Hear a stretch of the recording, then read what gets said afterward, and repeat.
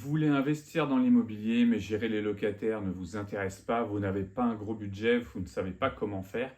Eh bien, écoutez ça, le crowdfunding immobilier peut peut-être être une bonne idée ou pas. Dans cette vidéo, je vais essayer de vous expliquer comment investir dans l'immobilier de manière simple et surtout que vous compreniez qu'est-ce qu'est le crowdfunding immobilier, ses avantages, ses inconvénients, comment on peut le pratiquer d'une manière simple en 2025 et vous donner mon avis sur le principe du crowdfunding.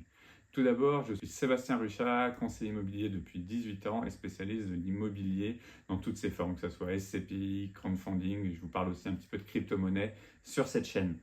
Donc aujourd'hui, je vais essayer de vous définir un petit peu le crowdfunding immobilier. J'ai pris des notes pour rien oublier pour vous et je vais vous donner tous ses avantages, puis tous ses inconvénients parce qu'il y en a toujours dans chaque projet et essayer de comprendre comment bien choisir ce crowdfunding immobilier. Tout d'abord, est-ce une bonne chose d'investir dans le crowdfunding? Pour le savoir, il faut que vous sachiez déjà qu'est-ce que c'est. Donc pour moi, j'ai fait une petite définition simple que je vais vous lire. C'est le crowdfunding immobilier permet d'investir collectivement dans des projets immobiliers via des plateformes spécialisées. Voilà la chose que vous devez retenir si vous ne connaissez pas du tout le crowdfunding immobilier. On va pouvoir financer du coup différents types de projets. Vous avez de la construction ou de la rénovation d'immeubles, de la promotion immobilière ou des financements d'opérations de marchand de biens. Voilà un petit peu ce qui peut exister au niveau du crowdfunding. Le mode de fonctionnement, vous placez votre argent et en échange, vous avez un rendement plus ou moins élevé et sur une durée généralement comprise entre 12 et 36 mois. Voilà un petit peu comment ça peut fonctionner. Le ticket d'entrée a été beaucoup baissé. C'est vrai qu'avant, c'était vraiment réservé aux gestionnaires de patrimoine. On avait des tickets d'entrée qui étaient plutôt autour de 5-10 000 euros. Et maintenant, via différentes plateformes dont je vous parlerai un petit peu plus tard, on peut commencer dès 1 euro à investir en crowdfunding immobilier. Ce qui permet vraiment à tout le monde de s'essayer à l'immobilier et de diversifier son patrimoine. C'est ça qui peut être intéressant. Donc, on va essayer de voir un petit peu les avantages du crowdfunding immobilier. Pour moi, il y en a 5. La première chose, l'accessibilité. Comme je vous disais, on peut acheter à partir de son téléphone sur des sommes à partir de 1 euro. On ne peut pas faire plus simple. Je pense que ça, c'est vraiment la simplicité même et c'est vraiment facile. Vous inscrivez sur une plateforme, ça met à peu près 3 à 5 minutes de s'inscrire. Vous avez juste à présenter votre carte d'identité et autres. Il y a 2 plateformes que je recommande aujourd'hui si vous voulez vous essayer et le faire vous-même en choisissant vous-même des projets. Vous pouvez choisir soit la première brique, soit Brix. Moi, c'est 2 plateformes que j'utilise qui sont très simples d'utilisation. Vous retrouvez les liens dans la description. C'est des liens affiliés. Vous aurez un bonus. Vous aurez 1 à 2% de plus à chaque fois que vous investirez sur vos premiers investissements. Ça vous permettra de tester un petit peu. La première brique, on investit à partir de 1 euro et Brix à partir de 10 euros. Et vous avez plein de projets. Ensuite, vous avez une rentabilité potentielle qui est importante.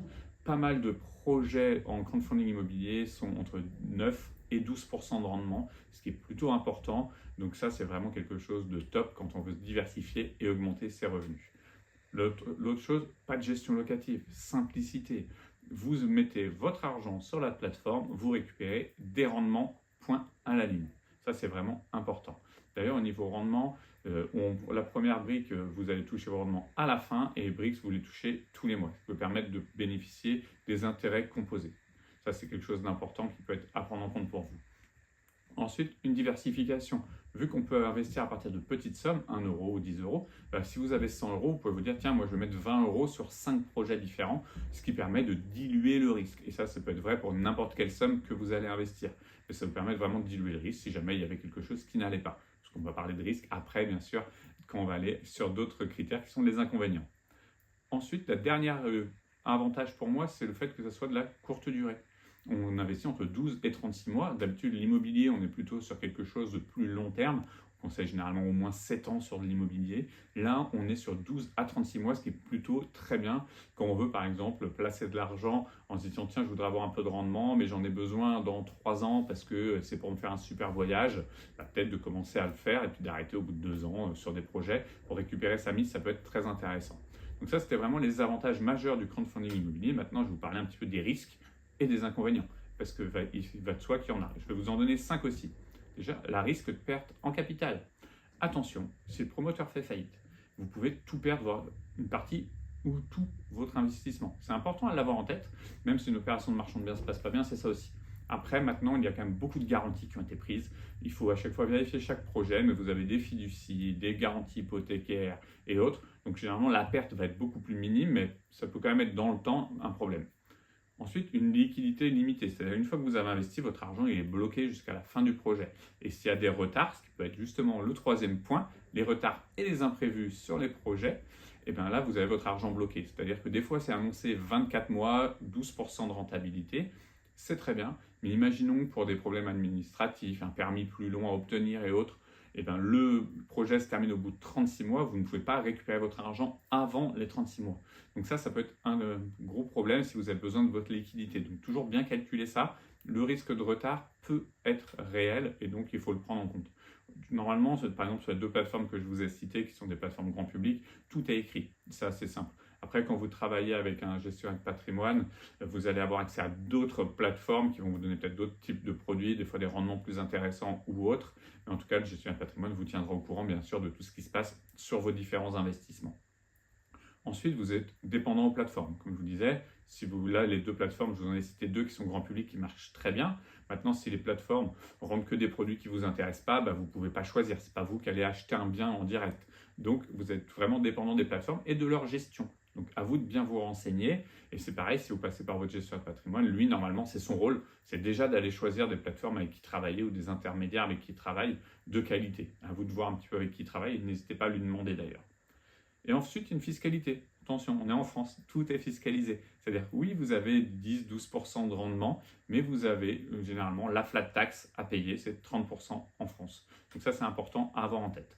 Donc, une fois que vous connaissez ça, avantages, inconvénients, à vous de voir si déjà les avantages sont plus intéressants que les inconvénients. Ça dépend de chacun, on n'est pas tous pareils. Donc ça peut vraiment être un point important pour vous.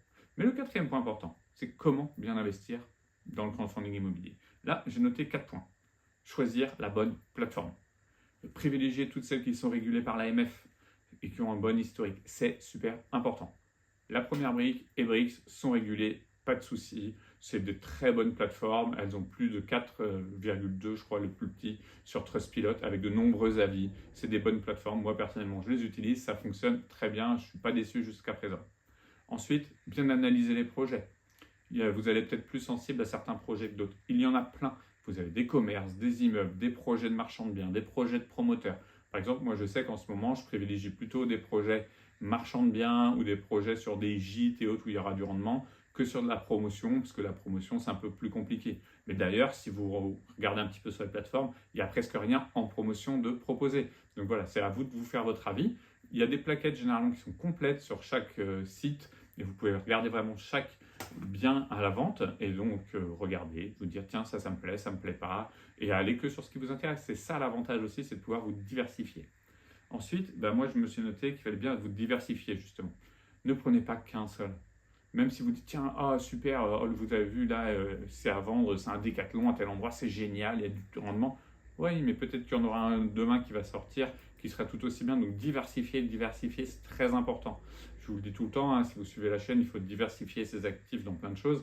Moi, je vous parle énormément d'immobilier sur cette chaîne et de plus en plus de finance et un peu de crypto-monnaie, mais c'est justement pour vous diversifier. Au sein de l'immobilier, il faut savoir se diversifier. Vous avez peut-être vu la vidéo de dimanche dernier sur les SCPI qui permet de se diversifier aussi dans l'immobilier. Il y a plein de façons de faire, mais en tout cas, ne mettez pas tous vos œufs dans le même panier. Ensuite, la chose importante, c'est attention au risque. Oui, acceptez le risque. N'investissez que ce que vous êtes prêt à perdre. Alors certes, il y a des garanties et autres, mais vu que vous allez bloquer de l'argent, vous prenez quand même des risques. On est sur un placement qui est entre 9 et 12%. Donc forcément, si vous avez de la rentabilité, vous avez du risque. Donc ça, il faut être capable de l'accepter. Et tout le monde n'est pas prêt à accepter du risque. Donc à vous de voir un petit peu où vous vous situez, savoir si vous acceptez ou non ce risque. Mais si vous l'acceptez, c'est vrai que ça peut être une bonne diversification au niveau de l'immobilier. Donc pour vous donner mon avis un petit peu en synthèse sur le crowdfunding immobilier, moi je trouve qu'il y a beaucoup d'avantages, quelques inconvénients, mais qu'on peut maîtriser en tout cas, et que ça vaut vraiment le coup d'essayer pour avoir une petite poche de diversification et d'aller chercher du rendement justement dans un portefeuille. C'est vrai que des fois dans un portefeuille, on va mettre une partie immobilier, une partie action, peut-être une petite partie crypto-monnaie, en tout cas une partie finance. Et dans la partie immobilier, on peut peut-être avoir acheté un appartement, on peut peut-être avoir pris des SCPI, et se rajouter une petite poche crowdfunding qui est peut-être 10% de sa partie immobilière, hein, et ben, ça peut être intelligent pour aller chercher du rendement. Je pense qu'aujourd'hui, l'accessibilité qu'on peut avoir avec les téléphones et des applications simples pour investir à partir d'1 euro, 10 euros, ben, permettent de se lancer. Donc, essayez de mettre un petit ticket de 100 euros, de voir comment ça se passe. Ça vous permet de vous diversifier aussi dans l'immobilier.